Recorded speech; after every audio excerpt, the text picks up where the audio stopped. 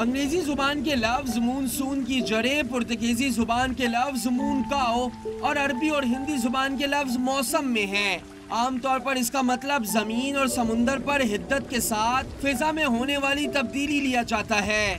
انگریزی زبان میں یہ لفظ سب سے پہلے برِ صغیر میں استعمال کیا گیا اور اس اصطلاح کا مفہوم خلیج بنگال اور بحیرہ عرب سے اٹھنے والی ہوا تھی جو خطے میں بارش کا باعث بنتی۔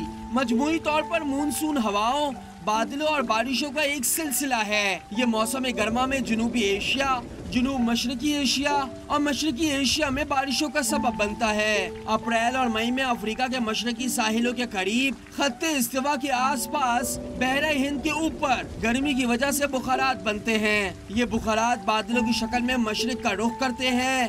جون کے پہلے ہفتے میں یہ سری لنکا اور جنوبی بھارت پہنچتے ہیں اور پھر مشرق کی طرف نکل جاتے ہیں۔ ان کا کچھ حصہ بھارت پر برستا ہوا کوہ ہمالیہ سے ٹکراتا ہے۔ بادلوں کا کچھ حصہ شمال مغرب کی طرف پاکستان کا رخ کرتا ہے۔ 15 جولائی کے قریب مونسون کے بادل پاکستان پہنچتے ہیں جسے ساون کی جھڑی کہتے ہیں کیونکہ 15 جولائی کو ساون کی پہلی تاریخ ہوتی ہے۔